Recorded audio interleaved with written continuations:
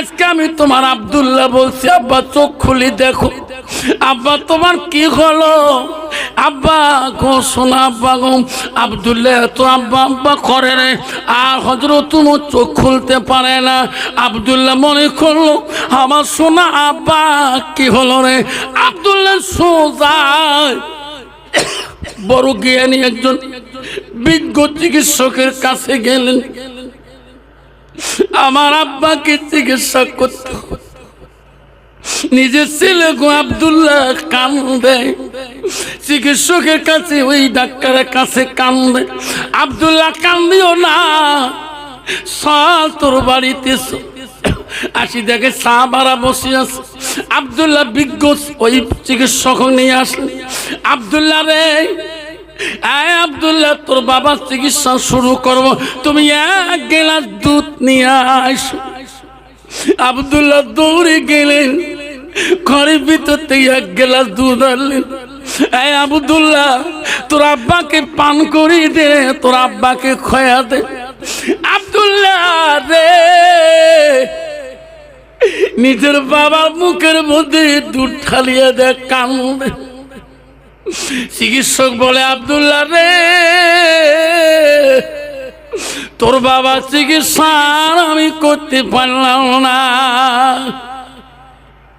মুখ দিয়ে দুধ খায়, যেদিকে চুরি বাচ্চে সেই দিকে দুধের সরা গুলে ফিরিয়ে যায়। আব্দুল্লাহ আমি পারলাম না। আব্দুল্লাহ কাছ থেকে চিকিৎসক চলে গেল। আব্দুল্লাহ বলে রে, ও আব্বা, আমি আব্দুল্লাহ বেঁচে থাকা অবস্থায় আমি দেখতে পারি না। সোজা আব্দুল্লাহ মদিনার দিকে চললো, দৌড় মারলেন। এমন একজন বিজ্ঞ চিকিৎসক আছে, ওনার কাছে চলে গেলেন।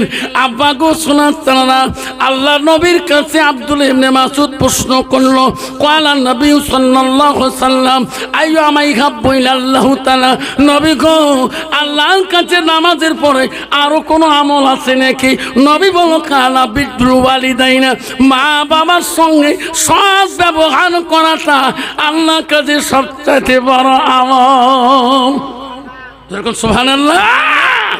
আর বর্তমান যুগের ছেলে বাবা মার যদি রোগ হয়, কোনো মাথার বিষ, কার বিষ, শরীরে জ্বর আসছে, ম্যালেরিয়া জ্বর, টাইফয়েড জ্বর, দেখবেন কত ছেলে আছে বাবাকে একটা প্যারাসিটামল ট্যাবলেট, একটা মাথার ব্যথা ট্যাবলেট দেওয়ার মতো যোগ্য না হয়। যেরকম ঠিক না ঠিক, হাসপাতাল তো দূরের কথা। আমি কয়দিন আগে আসাম স্কুল থেকে আসলাম, একটা মহিলা আসে আমাকে, বাবা আমাকে কিছু দেয়, বৃদ্ধ মানুষ, প্রায় 80 বছরের মতন বয়স হবে। আমি কই চাষিমা মসজিদে আজান দিচ্ছে, 10 মিনিট এসে জামাতেন, কই বাবা আমাকে কিছু দাও। আমি মানি ব্যাগ থেকে বাইরে করিয়ে 50 টাকা দিব। চাষিমা তোমার ছেলে নাই? বাবা আমি তো চাচার চিকিৎসা করবো, কিছু পয়সা দাও।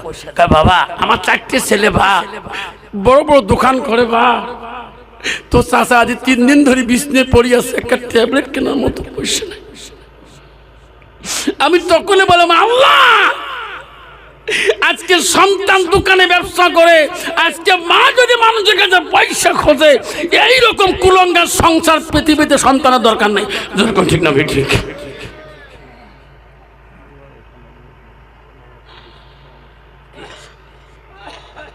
ভজন আমার শোনা চাল্লা, খলিফা ওমরের ছেলে আব্দুল্লাহ কান্দে কান্দে মদিনার পথে বিজ্ঞ চিকিৎসকের কাছে যায়।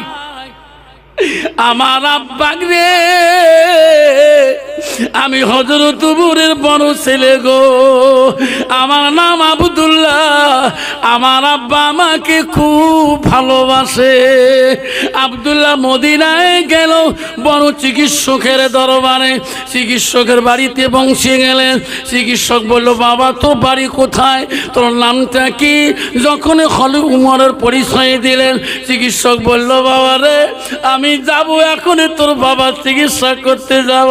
আব্দুল্লাহ মদিনার বিখ্যাত চিকিৎসককে নিয়ে আসলেন। আব্দুল্লাহ গোটায় রাস্তা কান্দে। চিকিৎসক বলে, বাবা কান্দিস না। বাবা রে কেন কান্দ? কান্দিস, তুমি এত কান্দিস কেন? কানতে কানতে বাড়িতে পৌঁছে গেল।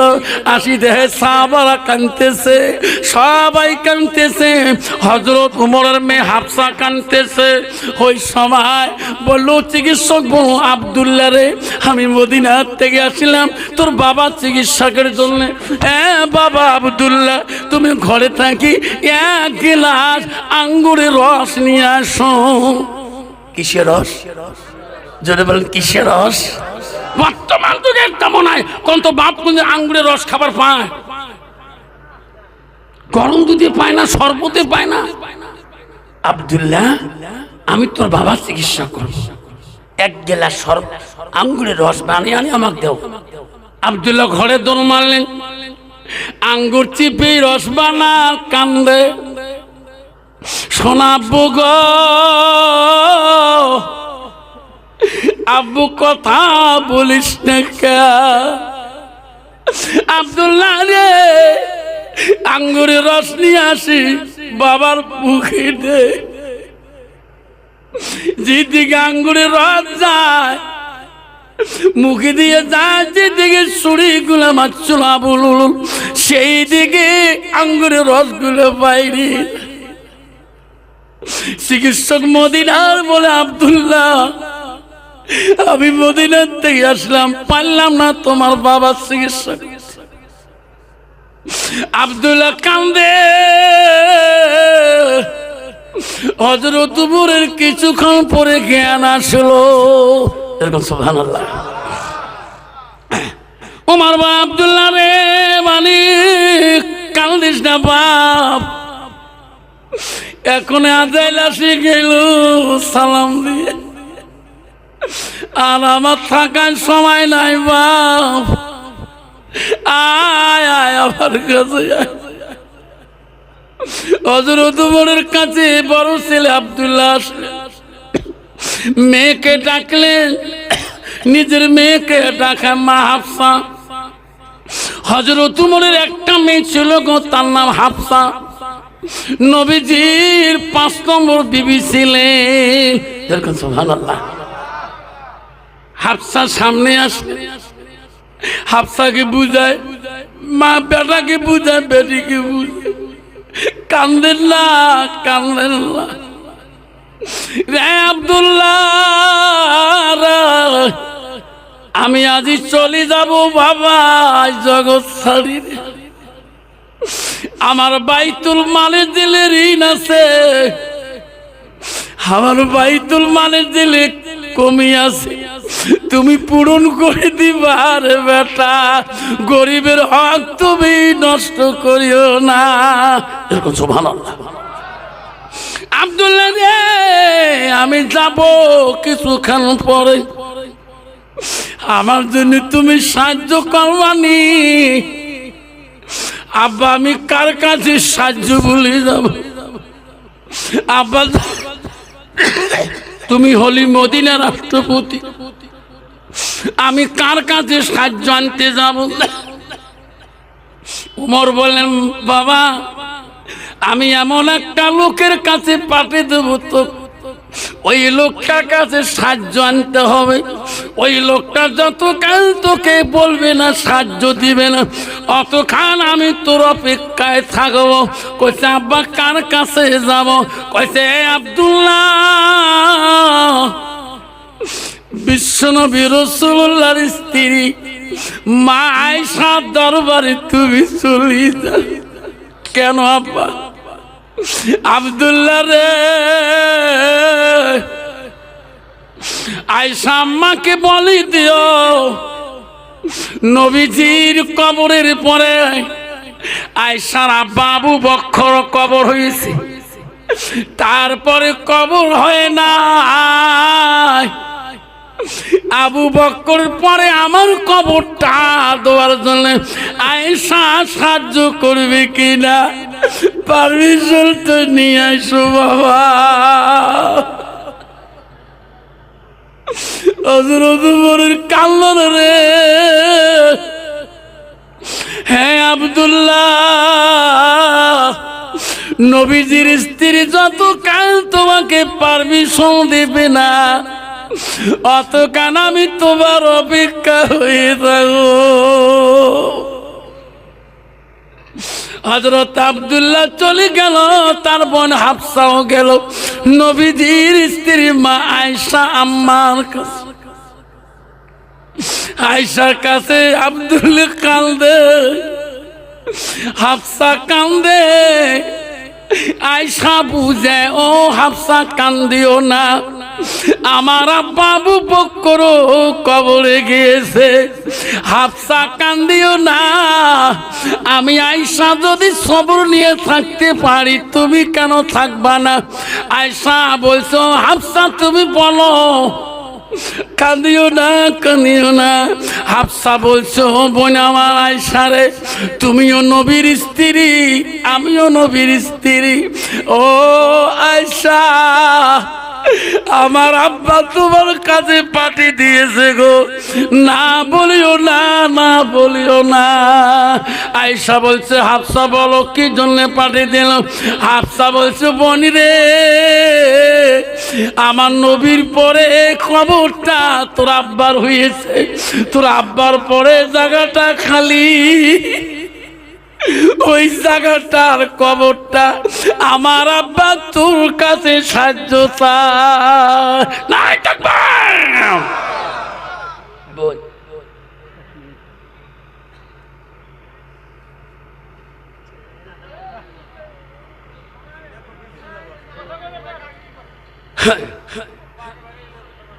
কি ঘটনাটা কি?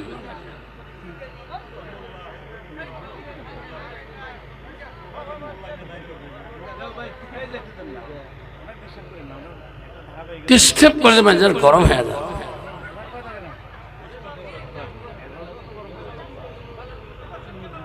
গরম ভাতে যদি পানি ঢালিতে হয় ভাত ভালো হবে।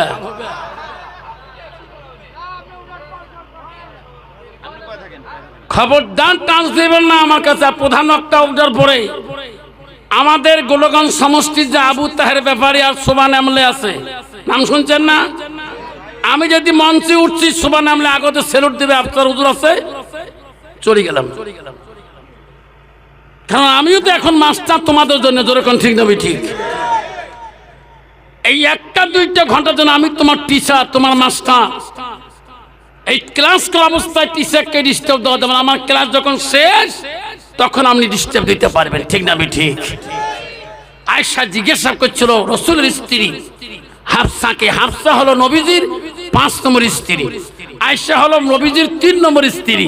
নবীজির প্রথম স্ত্রী ছিল হযরতে মা খাদিজাতুল কুবরা, যখন মা খাদিজাতুল।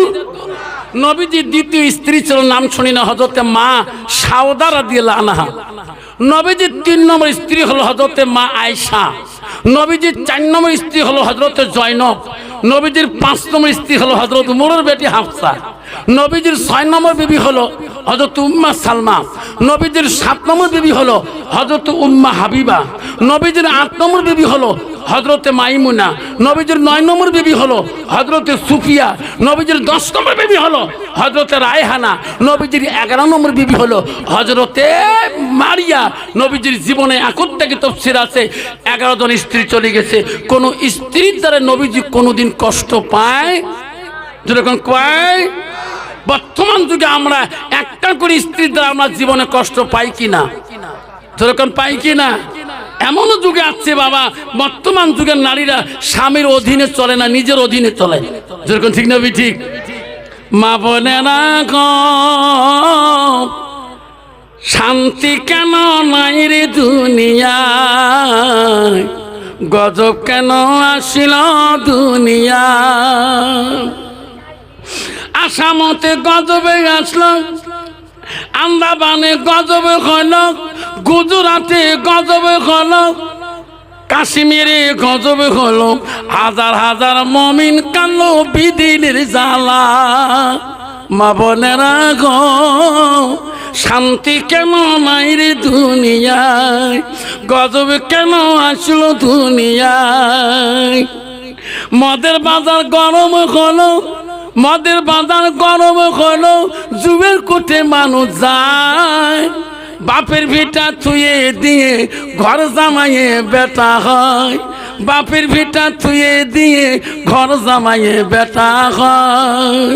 মেয়েরা বলে স্বাধীন হবে, মেয়েরা বলে স্বাধীন হবে, আর পুরুষের দরকার নাই। পুরুষ নিয়ে কি করিব, নিজের কামাই নিজে খাই। পুরুষ নিয়ে কি করিব, নিজের কামাই নিজে খাই। বর্তমান মেয়েরা গল্প করে, বুঝুন কে আল্লাহ দিলে স্বামী না হলেও চলে, কে সরকার দেয় না, আমার মামা দিবে না, অরুণোদয়। পশ্চিমবঙ্গ দিতেছে লক্ষ্মীর ভান্ডার, আসামে দিতেছে অরুণোদয়। ওই জন্য মেয়েরা নিজের স্বাধীনতায় নিজেই চলে, যেরকম ঠিক না ঠিক বুঝান। আল্লাহ দিলে জীবনের স্বামী অ্যাকাউন্ট বানিয়ে দিতে পারে না, এবার এমনি অ্যাকাউন্ট মাসে মাসে টাকা ঢোকে। মোর নিজের স্বাধীনতা মুই নিজে ঘুরি। মেয়েরা বলে স্বাধীন হবে, আরে পুরুষের দরকার নাই। পুরুষ নিয়ে কি করিব, নিজের কামাই নিজে খায়। নিজের বাপকে বাপ বলে না, নিজের বাপকে বাপ বলে না। শ্বশুরকে যে আব্বা কয়, মার কপালে ভাত জোটে না, শাশুড়িকে আম্মা কয়। ঠিক না ঠিক? বর্তমান যুগের নারী স্বামীকে শিখিয়ে দেয়। দেখেন আমার বাবাকে না, আমাদের মাখি ওই খরমুজের তিনা শ্বশুর আব্বা কয়। তোমাদের এই পূর্ব কাশলগুড়ি লক্ষ্মীপুরে শ্বশুর বাবা কনকে কি? আমাদেরও লোক গোয়ালপাড়ার মধ্যে সবাই আমাদের শ্বশুর আব্বা কয়। ঠিক আছে বিবি, এই তো প্রথম বক্তব্য জানি নেই, খালি বিয়ে করে নিয়ে আসবেন। 3 মাস হলো, পহেলা রমজানে পরে ঈদের নামাজ হবে না, 5-6 কেজি মিষ্টি নিয়েছি, সব সংশোধন করে দেবো। তারপরে নতুন জামাই বেড়ি দাওয়াত দিয়েছে, বউকে গাড়ি তুলে নিয়ে তাতে শ্বশুর দিয়েছে 150 পালসার, 5 প্যাকেট বোরখা নাই, একে বাবু ঠিক না ঠিক? মিষ্টির সামনে নিয়ে যাইতেছে, শ্বশুর শ্বশুরকে আমার জামাই বেড়া আসি নাকছে, কত আনন্দ। শ্বশুর দেখে আব্বা সালাম আলাইকুম, তোরও গজব হোক মোরও গজব হোক, যেরকম ঠিক না বিঠি?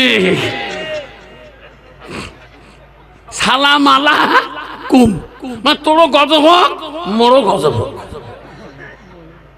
এই যে বর্তমান যুগের ছেলেরা শ্বশুরক সালাম দেয় সালাম আলাইকুম, মানে তোরও গজব হোক মোরও গজব হোক, ঠিক না ঠিক?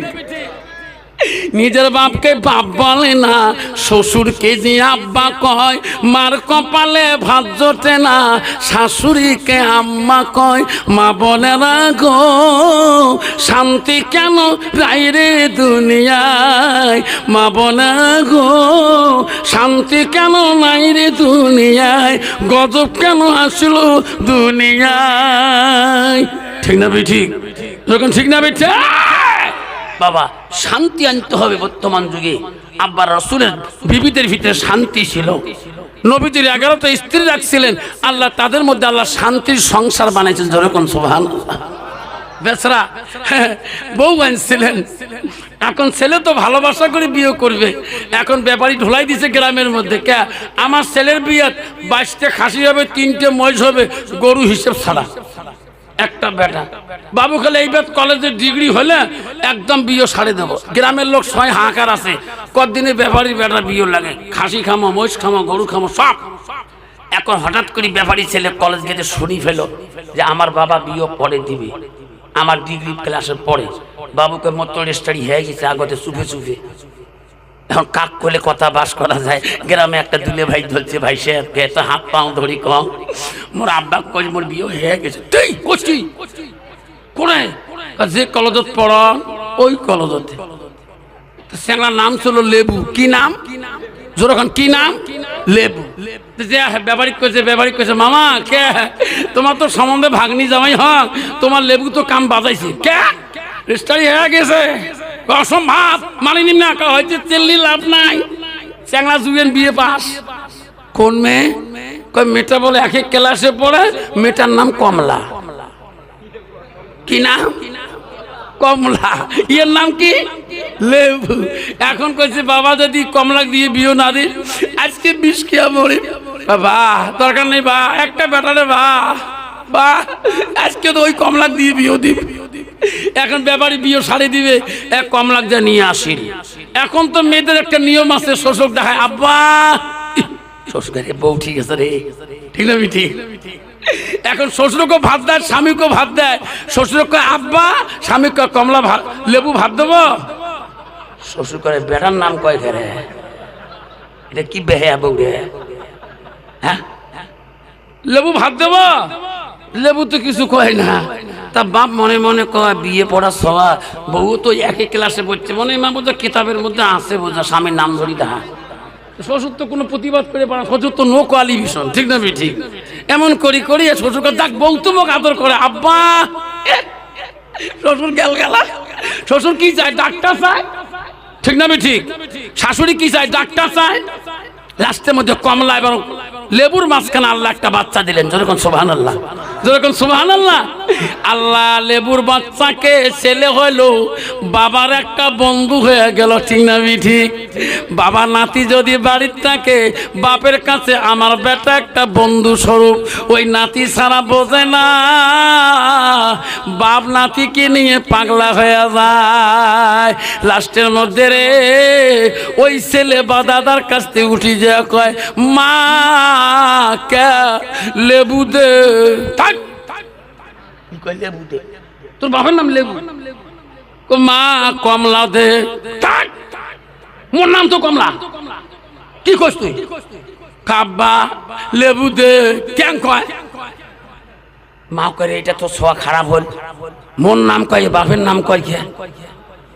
স্বামী গেছে বাজারে, আসবে রাস্তা থেকে গাইড দিয়ে, স্বামীকে রাখেন রাখেন, কে কপাল আগুন লাগছে, কে সবার তোমার নাম করে, মোর নাম কয়। মাও কয় না, কিছু কয় না। কি কয়? তমক কয় লেবু দে আর কমলা দে। তুই খারাপ, মুখ নাম তুই লেবু কেটে হাসকে, তুই মুখ কমলা খুশকে। ভাই কি এলা বাজি গেল, কয় স্বামী যেটা হোক, বৌড়ি হাল্লা করিস না, কথা লো, গ্রাম সরি যায় নাই, আমরা এটা দুইজনের সমদা করি নেব। কি মুই আবার বাজার চলে যান, বাজার যা বড় মিষ্টন ভান্ডার, বড় মিষ্টির দোকান, যেটা এক কার্টন মিষ্টি ধরিয়ে বাড়ি মুখে আইসো। তুইও বাড়ির বাইরে বাইরে থাকবো, বাবু দাঁড়িয়ে থাকবে, মুই একটা সম্বন্ধ ধরি দেখাই। বাবু যত দামি পায়, কি সম্বন্ধ? কয় মুই জ্বালা মিষ্টি নিয়ে সামনাসামনি আসিম, তুই মুখ জোরে আব্বা কব, মুই তো জোরে আম্মা কর। তো বাবু জানে আব্বা এবার আম্মা। বর্তমান যুগের একদল নারী আছে, স্বামী যদি কোথায় গেলি রে, একটা পান দেওয়া যাবে, কয় যাচ্ছি। আরে ভাই বেলা 10টা পার হলো, পান দেওয়া যাবে, কয় যাচ্ছি। আরে পান দিবি রাখবি, আরে বাবা যাচ্ছি। কি মধু লাগে দেয়, আরে বাবা। এটা কোন ভাষা? আরে বাবা যাচ্ছি, তোর কি বাবা হয় নাকি? দেখেন ঠিক না ঠিক? এইটা হল নারীদের একটা পলিটিক্যাল। যদি আরে বাবা না লাগে দেন, তোমার হালুয়ে ব্যান্ডি শেখবে। ভাবনেরা গো, আপনারা মনে রাখবেন, শোনা চান না, আল্লাহ রসুলের কাছে আব্দুল মাসউদ বলল, নবী গো, আল্লাহর কাছে বড় আমল হলো যদি মা বাবার সঙ্গে সেবা করাম। আল্লাহ বলে আমার ইবাদতের পরে ওয়াবিল ওয়ালিদাইনি ইহসানান, তুমি তোমার মা বাবার সঙ্গে সৎ ব্যবহার করো। আব্দুল্লাহ আসিয়া আব্দুল সালাম বলল, মা ও মা, আমি একজন আলেম মানুষ, মা রে আমি তোর হক আদায় করতে পারিনি মা। আম্মা, যতদিন ছেলেরা নিজের বাবা মার হক আদায় করতে পারে না, অতদিন ছেলেরা জান্নাত যেতে পারে না। মা আমাকে তুই খোদার হস্তে বিদায় দিয়ে দে। মা বলছে, বাবা আব্দুল সামাদ, তুমি কোথায় নিয়ে যাবা, কোথায় যাবা? মা আমি তোর হক আদায় করতে চাই। কেমন করি হক আদায় করবা? মা আমি মদিনায় চলি যাই। মা বাবা তুই মদিনায় কি করবা? মা আমার কাছে বহু তেলেম আছে, মা তুমি আলেম বানাইছো। মদিনার হাজিরা হজ করতে যায় মা, কুরবানি নিজে দিতে পারে না মা। মা হাজিরার কাছে আমি উট কুরবানি দিয়ে দেব, দুম্বা কুরবানি করে দেব। মারে হাজিরা আমাকে যতটুকু নজরানা পয়সা দেবে মা, আমি জমে জমে বাড়ি মুখে নিয়ে আসবো মা। মা আমি ওই পয়সা দিয়ে তোমার হক আদায় করবো। যেরকম সুবহানাল্লাহ নাই থাকবে। মা বলছে, মালিক আব্দুল সালাম, তুমি আমার একটা বেটা, মদিনার মায়ায় পড়বি রে, মদিনায় গেলে আসতে সাবিন, আমি কেমন করে থাকবো মালিক? বাবা আমি কেমন করি তো মদিনায় যেতে দেই। কইছে মা আমি জেলো মদিনা গেল তো ভুলবো না মা, আমি কথা দিলাম মা, খোদার কসম করলাম মা আমি কিছু পয়সা ইনকাম করি মা বাড়ি ফিরে আসবো। মা বলো আব্দুল সালাম তাহলে তুমি যাও। মার কাছে দোয়া দিয়ে মা হাতে পায়ে চুমে খেয়ে মার কাছে আশীর্বাদ দিয়ে মদিনার মুখে হয়ে গেল রে। মদিনার দিকে যার কান্দে রে, আমার মারা ছেলে নাই মেয়ে নাই রে, আমার একটা বাপ আমার তবু মরা গিয়েছে রে। আমি মদিনায় যা মার কথা আমি ভুলবো না। আব্দুল সালাম মদিনায় পৌঁছে গেলেন। প্রথম দিন উট কুরবানি করলেন, দ্বিতীয় দিন দুম্বা কুরবানি করলেন। করতে করতে দুম্বা কুরবানি করতে করতে উট কুরবানি করতে করতে মাঝে মাঝে মার কথাটা মনে পড়ে যায়। আমার মা বলছে রে মদিনার মায়া তুই আমাকে ভুলিস না। আব্দুল সামাদ আর কুরবানি করে না, ছুরিটা ব্যাগের মধ্যে ভরাইলেন, সঙ্গে সঙ্গে বেডিং পত্র বানিয়ে বাড়ি মুখে রওনা হয়ে যায়। আমি আমার মাকে কদিন থেকে দেখি না রে, যা পয়সা নজর না লিখছে এলে হয়ে যাবে। বাড়ি মুখে আসতেছে আব্দুল সামাদ। আস্তে আস্তে বেলা ডুবিয়ে গেল, ঈশান নামাজের টাইম কাছাকাছি এসে যায়। তবু রাস্তারও কত কিলোমিটার দূরে আছে। এমন সময় মসজিদে ঈশান আজান শোনা যায়। মাইকের মধ্যে বড় বড় আওয়াজ আসতেছে, জোরে জোরে আওয়াজ কে দেয় গো? আল্লাহু আকবার আল্লাহু আকবার। আব্দুল সামাদ বলে করল আমি সারাদিনে জামাতে নামাজ পড়তে পারি নাই, আমি এইবার ঈশান নামাজটা মনে হয় সামনে মসজিদ আছে, ওই যে মুয়াজ্জিন আযান শোনা যায়, আমি কমপক্ষে আমি ঈশান নামাজটা জামাতে পড়িয়ে যাব। যত জোরে যায় খালি মসজিদ আর পায় না। আজান শেষ হয়ে গেল, মসজিদ কাছে মেলে না। আজানটা সোজাই শুনলো, আবার জোরে যায়, তবু মসজিদ কাছে নাই। গেতে গেতে মসজিদের কাছে পৌঁছে গেল। মসজিদে ইমাম সাহেব ফরজ নামাজের সালাম ফিরি দিলেন। সর্বনাশ, এই মসজিদে আজান শুনছি। উনি মসজিদে বারান্দায় ঢুকলেন, বেরিং ভর্তি নিয়ে ইমাম সাহেব সালাম ফিরিয়ে দিলেন। জামাতে পড়তে পারলেন না, মনে আফসোস থাকি গেল। আল্লাহ রসুল বলে গেছে, হাদিস শরীফ আছে, খুলে দেখবেন, কোন মানুষ যদি সহি নিয়তে ওই মসজিদে নামাজ পড়বে নিয়তে যায়, যদি জামাত না পায় ইখলাসে নিয়তে যায়, আল্লাহ রসুল বলছে তার নামে আল্লাহ ফরজের সমতুল্য তার আমল নামে লিখে দিবে। জোরে বল সুবহানাল্লাহ। জামাত না পাওয়ার পায়, কিন্তু জোরে গেছিল, পায় নাই, কিন্তু ওনার ভাগ্য খারাপ, টানতে ব্যতিক্রম হয়ে গেছে। রসুল বলে সেই লোকটা ফরজের সব পাবে, জামাতের সব পেয়ে যাবে। আব্দুল সামাদ মনে করলো নামাজ তো জামাত পাইলাম না, একাই তো পড়তে হবে। সবাই নামাজ পড়ি বাড়ি মুখে যায়, এনার তো কেউ চেনে না। কারণ মসজিদে কোনো মানুষ মুসাফিরদের নামাজ পড়তে বাধা দিতে পারবে না। জামাই মসজিদ হলে ভিতরে তালা মারবে, বারান্দা খোলা থাকবে। তাই ইনি উজুখানায় চলে গেলেন, সবাই বাড়ি মুখে চলে গেলেন। গ্রামের মানুষ, ইনি উজুখানা উজু করবে, বিসমিল্লাহ বলে উজুর পানি হাতে নিলেন। এমন সময় হাত ধুলেন, মুখে খালি পানি মারবে। এমন সময় একটা আওয়াজ পাঠিয়েছে মসজিদের পিছন থেকে, আমাকে বাঁচান, আমাকে বাঁচান, আমাকে মারলো। গারে কেউ তো নাই এখানে, মসজিদ তালা মারা, সবাই তো বাড়ি মুখে গেলেন। উজু করা বাদ দিয়ে মসজিদের পিছন দিকে দৌড় মারলেন। দড়ি দেয়া দেখে একটা মানুষ আর একটা মানুষের কাল্লার মধ্যে ছুরি বাজে দিচ্ছে। আব্দুল সামাদ ভাই, ভাই রে ভাই, ছুরি মারিস না রে ভাই, এই লোকটা জবাই করিস না রে ভাই, পাপ হবে, জাহান্নামে চলে যাবা। এই মানুষটা জিন্দাতে মারিস না। এত অনুরোধ করলো, এই ঘোরালা লোকটা, এই লোকটাকে কাল্লাটা দুখণ্ড করে ফেলে ঘোড়া নিয়ে দৌড়াল। আব্দুল সামাদ উজুখানায় চিনতে বললো। সব লোক তো বাড়ি মুখে এখন গেল। গ্রামবাসীরা গো, তোমার সমাজে খুন হয়ে গেল ভাই, আমি একটা মুসাফির মানুষ, আমার বাড়ি বহু দূরে ভাই, আমি চিনি না এই সমাজের কোন মানুষটা খুন হলো। যে লোক নামাজ পড়ি বাড়ি গেল, আমার আওয়াজ পাঠিয়েছে মসজিদে, কে খুন হলো গো? ওই নামাজি গুলা, ওই মুসাল্লি গুলা আবার মসজিদ মুখে রওনা হলো। আসি দেখে যে লোকটা উজুখানায় দেখে গেছে, ওই লোকটা চিৎকুর দিতেছে।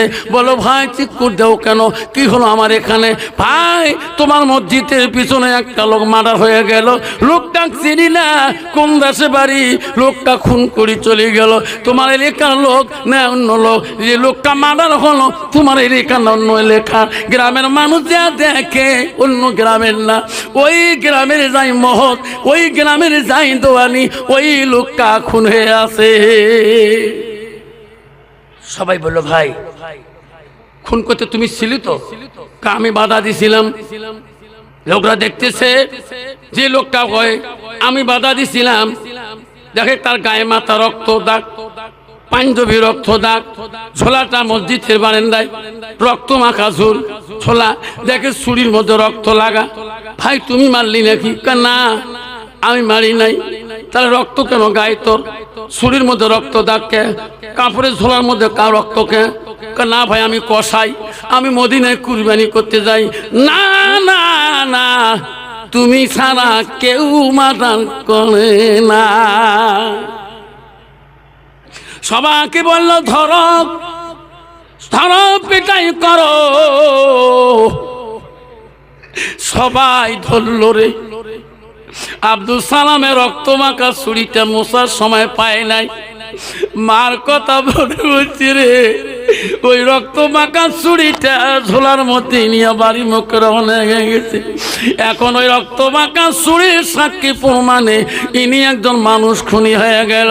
সবাই মার শুরু করে দিল, সবাই পিঠাই শুরু করে দিল, মারতে মারতে মসজিদের জমিনে ফ্ল্যাট করে দিল। সবার কাছে কান্দে হাত জোর করে পা ধরে, ভাই আমাকে মারেন না ভাই, আমি খুন করি নাই, আমি মার্ডার করি নাই, আমাকে 2 রাকাত নামাজ পড়তে দাও ভাই, আমি আমার জীবনে 1 ওয়াক্ত নামাজ কায়দা করি নাই। যেরকম সুবহানাল্লাহ। সবাই বলছে না এই মসজিদে ঢুকতে দেব না, তুমি একজন খুনি মানুষ, এই মসজিদে নামাজ পড়তে পারবা না। সবার কাছে পা ধরে বলে ভাই রে আমাকে মারি শেষ করেন না ভাই, এই জগতে পৃথিবীর আমার আপনজন কেউ নাই, আমার বাপ নাই, আমার ভাই নাই, ভাইরে আমার একটা শুধু মা আছে রে ভাই, তোমরা যদি মারি শেষ করে দাও আমার মাটাকে আমি দেখতে পারবো না।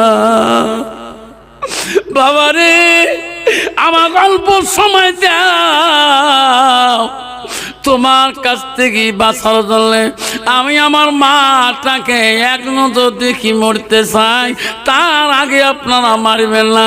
সবাই বলল আর মারেন না, সবাই বলল তোর হাতে রশি লাগান, সবাই কোমরে রশি লাগাইলো, হাতে রশি লাগাইলো, টানি টানি নিয়ে ওই দেশের খলিফা, ওই দেশের বাদশার কাছে পৌঁছে দিলেন। বাদশা বলল কি হয়েছে, এনা মারছেন কেন? ও খলিফা ও বাদশা, ইনি একজন আমার গ্রামের মসজিদের মহৎ মানুষকে জবাই করেছে। প্রমাণ কি? দেখো তার ছুরি আছে রক্ত মাখা, ঝোলা আছে রক্ত মাখা, গায়ে মাথায় রক্তর দাগ, আমরা মুসাল্লি নামাজি মানুষ, আমরা নিজে দেখিয়েছি।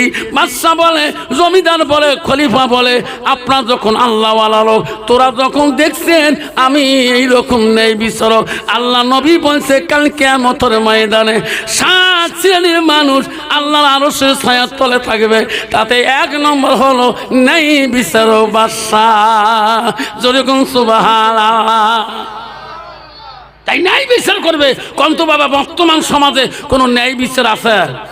যেরকম আছে টাকা যদি বিচার সেদি, মস্তান যদি ফয়সালা সেদি, ঠিক না ঠিক বাবা?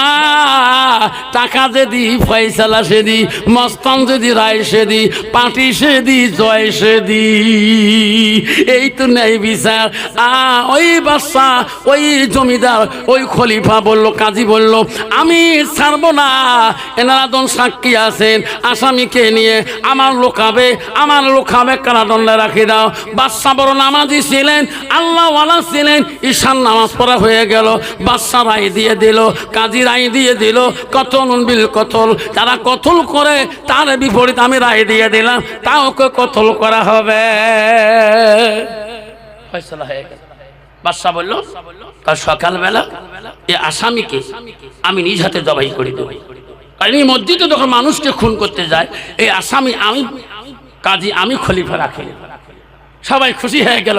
আমার বাদশা ন্যায় বিচারক, আমার বাদশা যা রায় দেয় সেটা দশে মানি নেয়, আমরা মানি নিলাম। সবাই খুশি হয়ে গেল। ফজরের নামাজ বাদ এই যুবকের মৃত্যুদণ্ড হবে। ফজরের নামাজ হয়ে গেলাম, হাজার হাজার মানুষ বাদশার ন্যায় বিচার শুনবে। জিন্দা মানুষকে বাদশা কেমন করে খুন করে। চলো চলো চলো দেখতে যাই। মসজিদে জায়গা দেয় না। ফজর বাদ বাদশা মন্ত্রীকে বলো, মন্ত্রী রে কেন মহারাজ, যাও যাও ওই যুবক কারাদণ্ডে আছে, ভালো করি গোসল দিতে বলো, 2 রাকাত নফল নামাজ পড়তে বলো। কি খাতে চায়, কি বলতে চায়, জনমের শুনে এসো, লাস্ট জনমের খানটা দিয়ে দাও। কিছুখানের মধ্যে বাদশা আমি জনগণকে কথা দিছিলাম আমি কতল করে দেব, এই জগতে আর রাখবো না। মন্ত্রী চলে গেলেন। যুবকের কাছে আব্দুল সালাম কাঁদতেছে কারাদণ্ডের ভিতরে, 2 চোখ দিয়ে পানি পড়িতে পড়িতে চোখ ভিজে গেতেছে।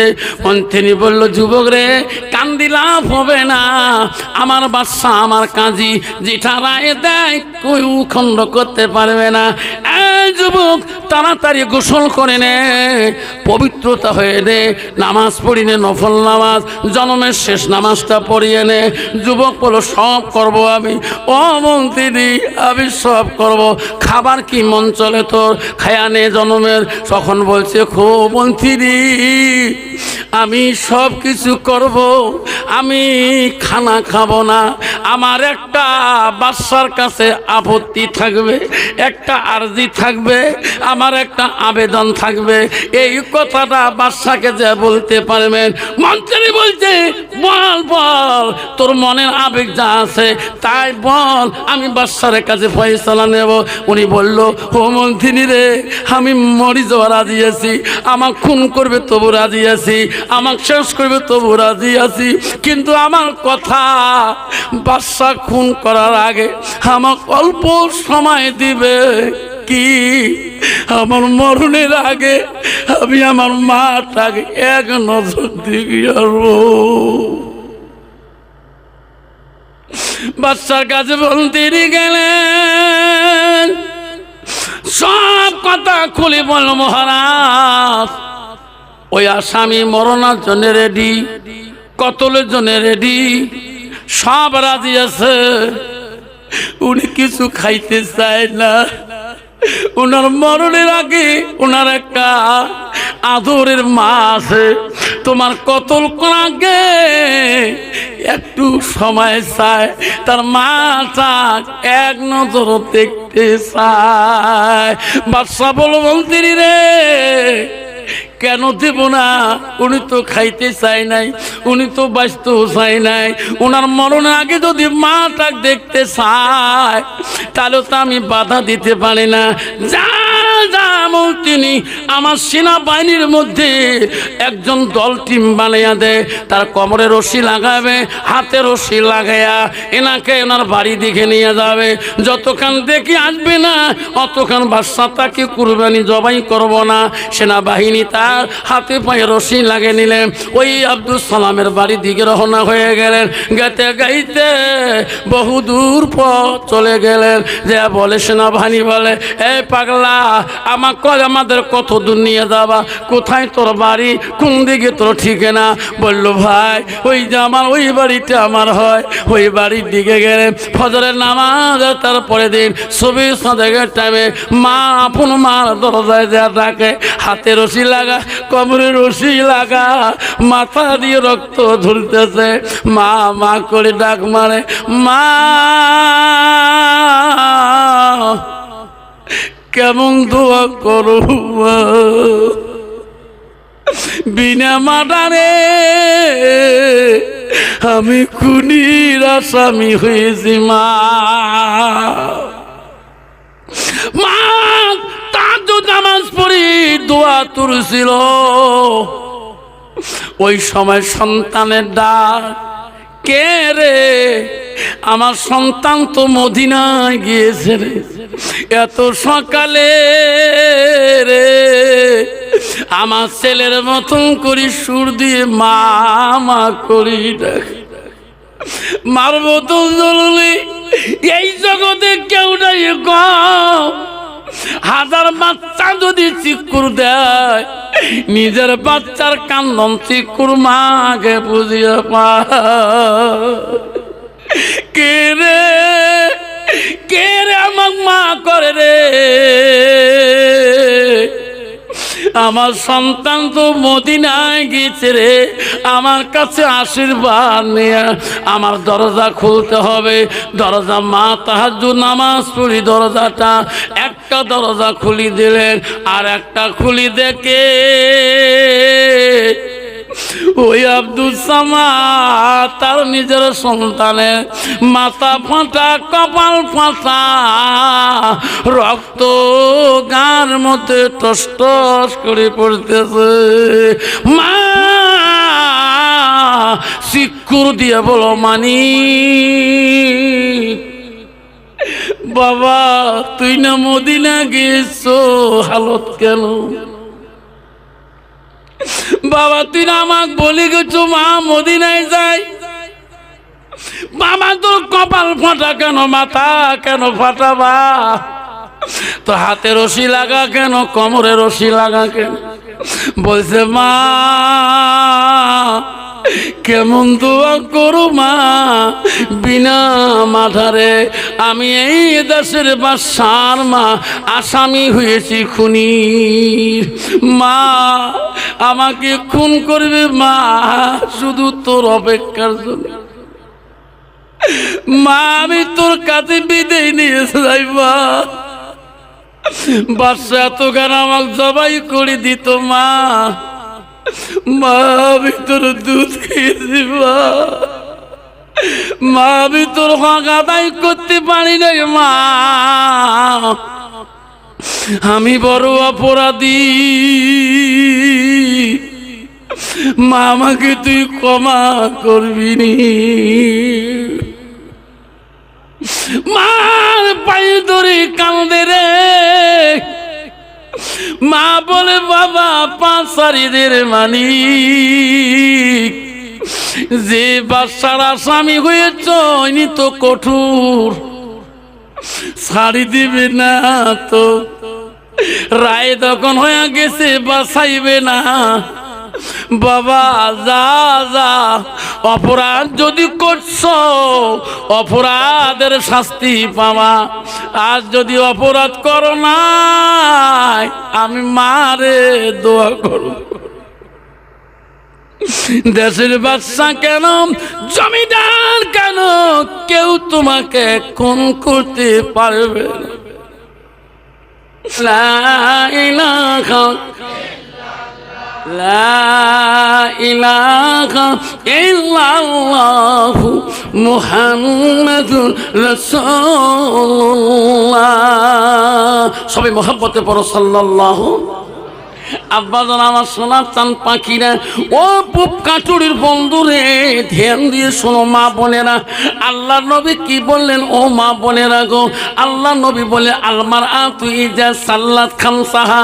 নবী বললেন কোন একটা মেয়ে যদি 5 ওয়াক্ত নামাজি হয়, ওয়াসামা শাহরুহা, ওই মেয়েটা যদি রমজান মাসে রোজাদারি হয়, আল্লাহ নবী ওয়াসানাত ফারজাহা, ওই মেয়েটা যদি পর্দানিশী ভালো হয়, আল্লাহ নবী বলে ওয়াতাত বালাহা, ওই মেয়েটা যদি স্বামী ভক্ত হয়, স্বামী প্রেমিক হয়ে যায়, স্বামীকে ভালোবাসে, নবী বলল ওয়াতাত বালাহা, ওই মেয়েটা যদি স্বামীকে বেশি বেশি স্মরণ করে, আল্লাহ নবী বললেন ফাকাদ কুলু মানায়ু আবু আবিল জান্নাতির সাদ। নবী বলল ওই নারীদের জন্য আল্লাহ 8টা জান্নাতের দরজা খোলা রাখবে। সুবহানাল্লাহ। বন্ধুগণ আমার, ও বন্ধু রে, ওই মেয়েটা আল্লাহওয়ালা কেন হয় না, মেয়েটা কেন নামাজ পড়ে না? কারণ স্বামীকে নিজে মসজিদ যায় না। ঠিক না ঠিক? বাবা কত মুসলমান আছে বাবা, নিজেই যদি আল মসজিদুল বাইতুল্লাহ আল্লাহর ঘরে যদি দোয়া না হয়, তাহলে বিবিত করে আল্লাহর হুকুম মানবে না, নিজেই মুত্তাকির পরহেজগারি হবে। আল্লাহ রাসূলের কাছে আব্দুল ইবনে মাসউদ প্রশ্ন করলো, ক্বালান নবী সাল্লাল্লাহু আলাইহি সাল্লাম আইয়ামা ইহাব্বু ইলাল্লাহু তাআলা, নবী গো আল্লাহর কাছে সবচেয়ে ভালো আমলটা কি, ভালো বস্তুটা কি? নবী বলল কালাস সালাতু আলা ওয়াক্তিহা, সময় মতে ওয়াক্ত মতে নামাজ পড়াটা আল্লাহর কাছে সবচেয়ে বড় আমল। যেরকম সুবহানাল্লাহ, যেরকম সুবহানাল্লাহ। পৃথিবীর মধ্যে সবচেয়ে বড় আমল আছে নামাজ। যেরকম কি, যেরকম কি নামাজ। কিয়ামতের ময়দানে সর্বপ্রথম দলিল আল্লাহ নিবে নামাজের। আবার শোনার চান্দা, পৃথিবীর রাষ্ট্রপতি 4 জন ছিল। পৃথিবীতে রাষ্ট্রপতি খলিফা মুমিন আছিল 4 জন। কি কি? 1 নম্বর ছিল হযরত আবু বকর, মদিনার গভর্নর, মদিনার সরকার, মদিনার 1 নম্বর রাষ্ট্রপতি ছিলেন। 2 নম্বর ছিল হযরত উমর খলিফাতুস সানি, 3 নম্বর ছিল উসমান গনি, 4র্থ নম্বর ছিল হযরত আলী। এই 4 জন খলিফা রাষ্ট্রপতির ভিতরে সব চাইতে রাগান্বিত খলিফা রাষ্ট্রপতি ছিলেন হযরত উমর। এত রাগ ছিলেন, ওনার কাছে যদি কোনো কথা 19-20 হতো, আল্লাহ সঙ্গে সঙ্গে তার থানি তরবার দিয়ে কতল করে দিত। হযরত উমর খলিফাতুল মুসলিমিন, হযরত উমর, ওনার দরবারে একটা লোক আসছিলেন দেখা করতে। প্রতিদিন আসে, দেখা পায় না। দ্বিতীয় দিন আসে, দেখা পায় না। বেচারা মনে খুব, কিরে খলিফার কাছে যাই, দেখা পাই না কেন? হঠাৎ একদিন আবার ওই লোকটা আসিয়া বারান্দায় বসে আছে। আসি রাষ্ট্রপতি খলিফা দেখা করবে। গোলামকে বলল, ভাই মদিনা রাষ্ট্রপতি খলিফা হযরত উমর বাড়িতে আছে? তাহলে হ্যাঁ, আজকে বাড়িতে আছে। লোকটা খুব খুশি হয়ে গেল, যা হোক আমি আজকে দেখা করতে পারবো। কারণ একজন মানুষ যখন রাষ্ট্রপতি হয়, এমনি একজন বিধায়ক এমএলএ হয়, তার উপরে দেখা পড়া কঠিন হয়ে যায়। বিভিন্ন ফোন, বিভিন্ন অনুষ্ঠান, বিভিন্ন মিটিংয়ের আইটেম হয়ে যায়। ওনার সাথে একটা লোক দেখা করতে বড় কঠিন হয়। যেরকম ঠিক না বেটি? হযরত উমরকে যে গোলাম বলল, হুজুর খলিফা রাষ্ট্রপতি আপনার কাছে একটা লোক দেখা করতে চাচ্ছে, আপনি কি বলেন, দেখা করবেন কি? বলে হ্যাঁ, দেখা করব। খলিফা রাষ্ট্রপতি হযরত উমর আস্তে আস্তে ওই লোকটার কাছে আসলে, আসিয়া বলো, বাবা তোর নামটা কি, কোথায় তোমার বাড়ি, কি জন্য আসছো আমার কাছে? বাবা আজকে বিদেশ সাহেব আসছে, তো পুষ করলে বাবা বাড়ি কোটে, মৌলা সাহেব বাড়ি কোটে কো হবে না? খলিফা বলো, বাবা তোর বাড়ি কোথায়, তোর নামটা কি, কি জন্য আসছো আমাকে বলবা না?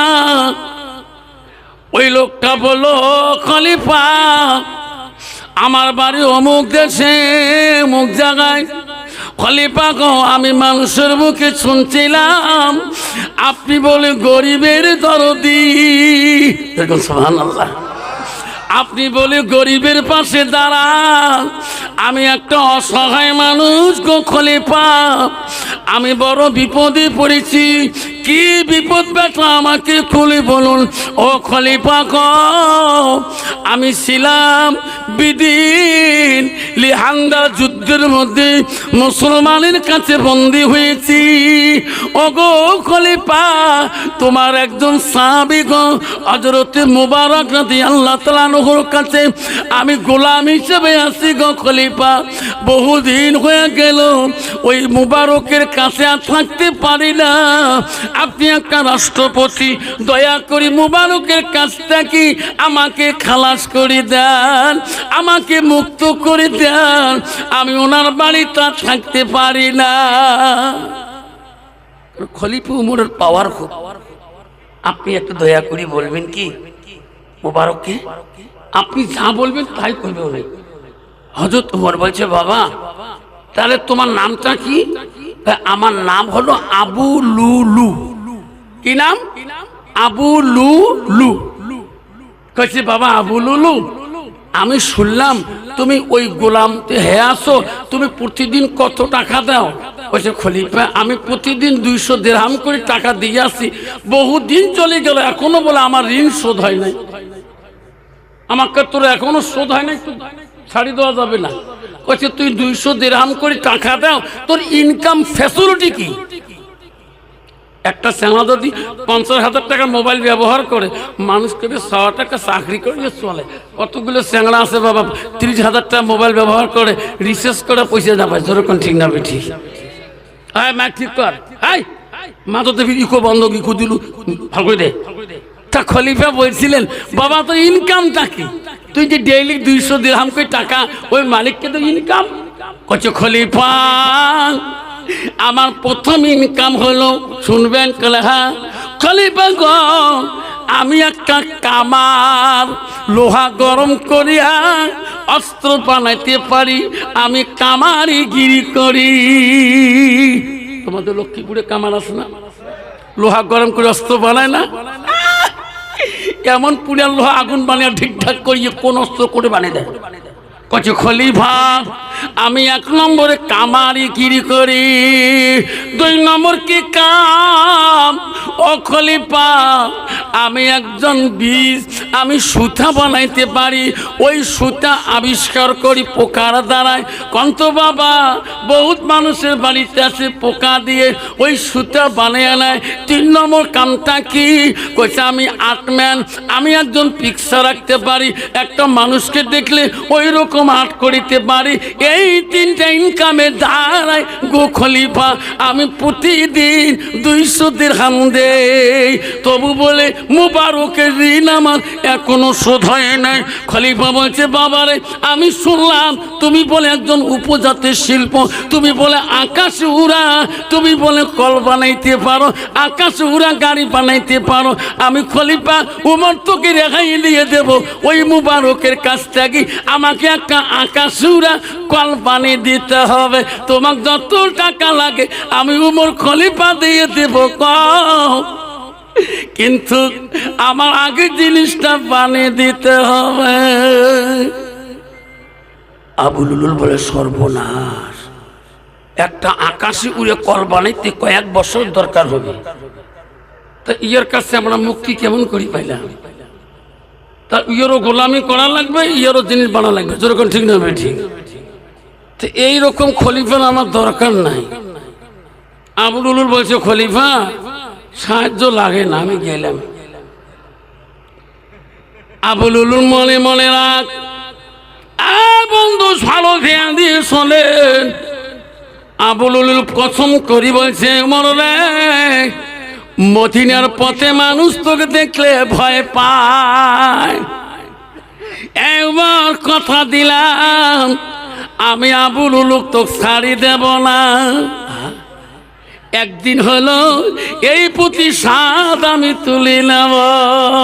বহুদিন চলে গেছে, আবুলুল প্রতিশোধ নেওয়ার জন্য উমরের কাছে আসছেন। এমন রূপ নিয়ে আসছেন গো খলিফা উমর চিনতে পারে নাই।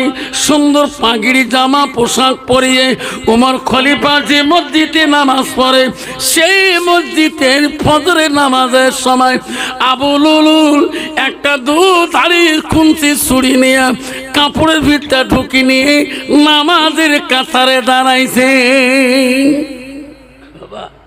কেউ যদি প্রতিবাদ করতে চায়, তাই যদি ছুরি অস্ত্র ভিতরে নিয়ে নামাজ পড়ে কেউ বলতে পারবে? আবুলুল অস্ত্র ভিতরে নিয়ে নামাজ পড়া শুরু করছে, বেঈমানি করবে। হযরত উমরকে উনি কতল করে দিলেন। ওনার রাগ, বহুদিনের রাগ যায় না। মুসলমানের মেলা রাগ আছে, কিন্তু গেল আছে না? 5 বছর আগে আইল নিয়ে কাটাকাটি, 10 বছর পরে রাস্তা পথে খুনি হয়ে পড়িয়াছে। যেরকম ঠিক না ঠিক? হযরত উমরের কাছে আবুলুল ওই যুবকটা চলে গেছিলেন রাত্রিকালে। হযরত উমর যে মসজিদের ইমামতি করে, যে দেখো হযরত উমর খলিফাতুল মুসলিমিন, যে দেখে সাহাবা আজমাইল্লা দাঁড়িয়েছিলেন, তুমি ইমামের জায়গায় যে দাঁড়িয়ে গেলেন। আর আবুলুল ইমাম সাহেবের পিছনে, হযরত উমরের পিছনে ছিলেন। আর ওখানে তো বোঝা যায় না যে এই লোকটা নামাজ পড়তে আসছে, নিশ্চয় কারো বাড়ির মেহমান হবে। বাবা তোমার মসজিদে যদি কোনো নতুন লোক নামাজ পড়ে, তাকে বাধা দিতে পারবেন কি না? হযরত উমর যখন বলে ফজর নামাজে সুন্নত পড়ার পরে ফরজ আমাকে আল্লাহু আকবার, আবুলুল বলে এখন ছুরি মারা যাবে না, কারণ ইনাদের মধ্যে ফরজ আরম্ভ করে যখন একবার তকরিমা বান্ধে নিয়াত বান্ধে যখন সূরা পড়ে তখন কিন্তু বাবা নিয়াত ছাড়বে না। ওই বেঈমান আবু লুলুল ধ্যান দিয়ে রইল। হযরত উমর যখন আল্লাহু আকবার ফজরের নামাজের প্রথম নিয়াতটা ফরজ নিয়াতটা বাড়লেন, সাহাবা আজমাইন না বাড়লেন, আবু লুলুল বেঈমান বাঁধল না। সূরা ফাতিহা হযরত উমর শেষ করলেন, একটা সূরা যখন ধরলেন আবু লুলুল দেখিল সবাই নামাজে নিয়াত বাঁধছে, এই সময় আমার মারা দরকার। আবু লুলুল ছুরিটা বাড়ি করিয়া হযরত উমর দিকে এমন ভাবে একটা মারি দিলেন, এমন ভাবে ছুরিটা মারি দিলেন, দ্বিতীয়বার মারি দিলেন, তৃতীয়বার মারি দিলেন, তবু হযরত উমর নামাজের মধ্যে ঢুলি পড়ল না। এক রাকাত নামাজ আদায় করে নিল। যেরকম সুবহানাল্লাহ। দ্বিতীয় রেখার নামাজ, দ্বিতীয় রেখার নামাজে যখন হযরত উমর দাঁড়াইলেন, খাড়া থাকতে পারে না। যখন প্রথমে ছুরি মারছিলেন এক এক করে রে